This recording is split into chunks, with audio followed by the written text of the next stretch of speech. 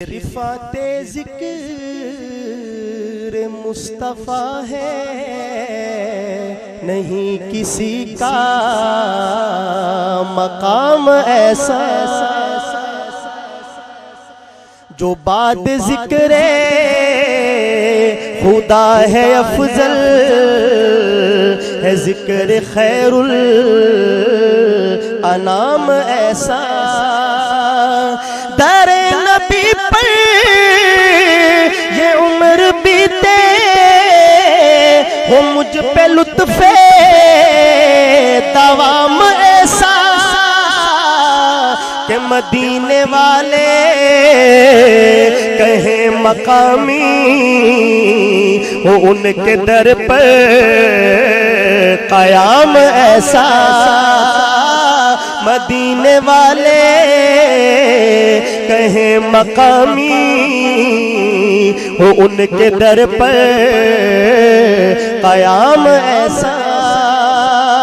जो गमज़दों को गले लगा ले, बुरों को दामन में जो छुपा ले, जो गमज़दों को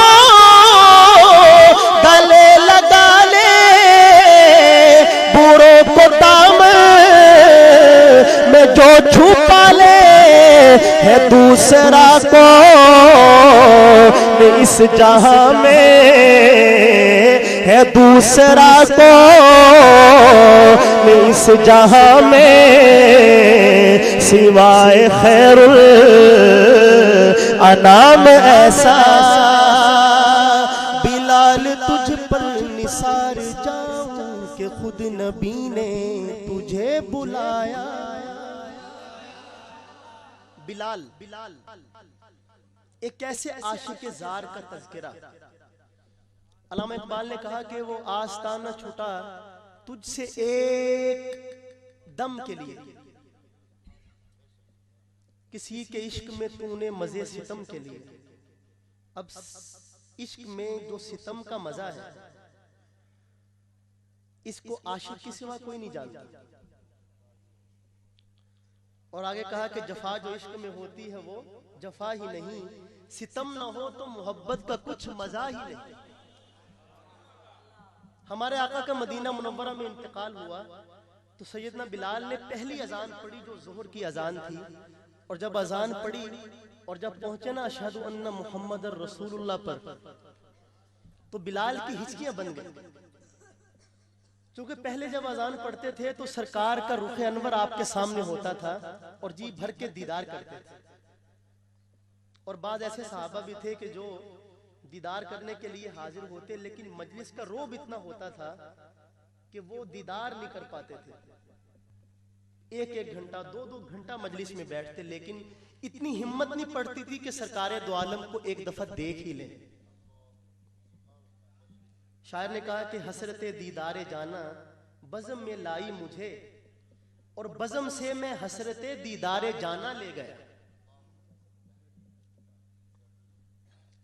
तो बिलाल ने अजान पढ़ी, वापस तशरीफ लाए तो कहा कि मदीना वालों गवाह बन जाओ, आज के बाद बिलाल अजान नहीं पड़ेगा। दिमश्क मुंतकिल हो गए, सरकारे दो आलम की याद में तड़पते बिलकते रोते रहते थे।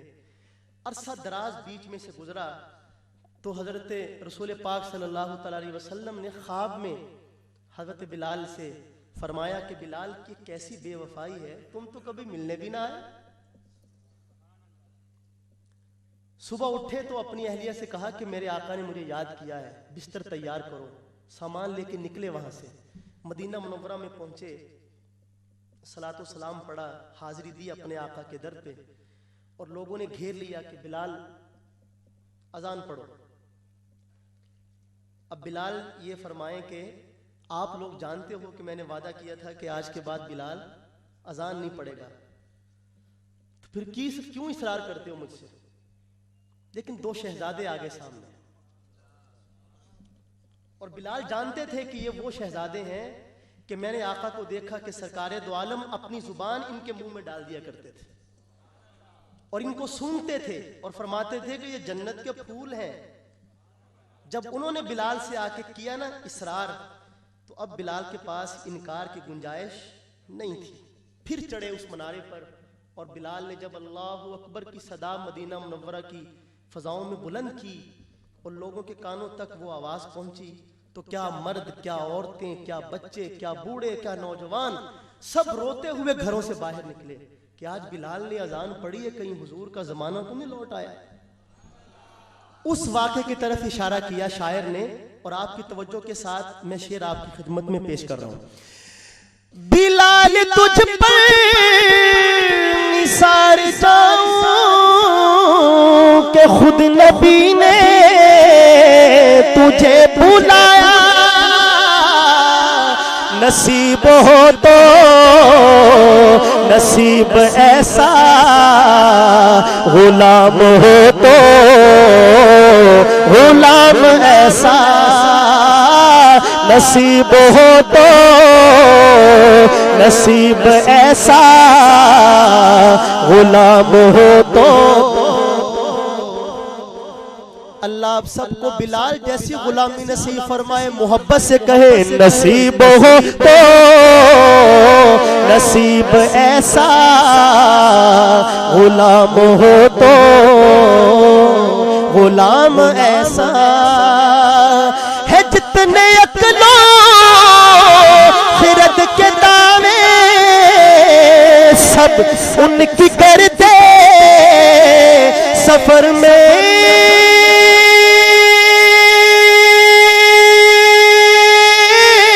गुम है जितने अक्लो खिरद के दावे सब उनकी करते सफर में गुम है।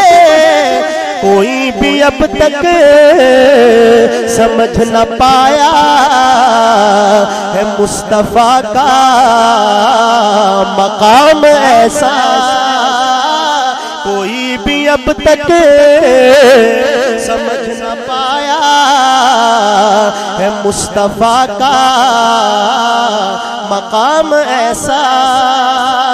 नमाज अक़सा में जब पढ़ाई तो अंबिया रसूल ये बोले,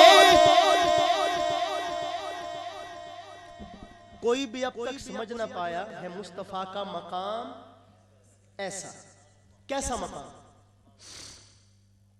शबे मेराज की एक छोटी सी झलकी रसूल पाक के मकाम को बताने के लिए शायर ने जिक्र की और वो शेर आपकी खिदमत में पेश है। लेकिन अच्छा सामे वो होता है जो बात करने वाले की बात से पहले बात तक पहुंच जाए।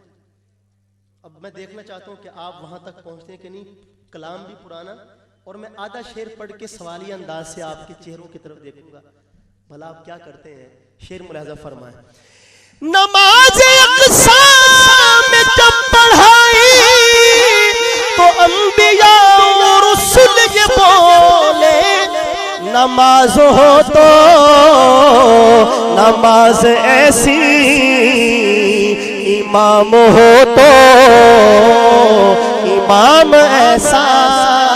सब कहे नमाज हो तो नमाज ऐसी, इमाम हो तो इमाम ऐसा, इमाम ऐसा। नमाज हो तो नमाज ऐसी, इमाम हो तो। दुरूद उन पर सलाम उन पर है, खूबियां सब तमाम उन पर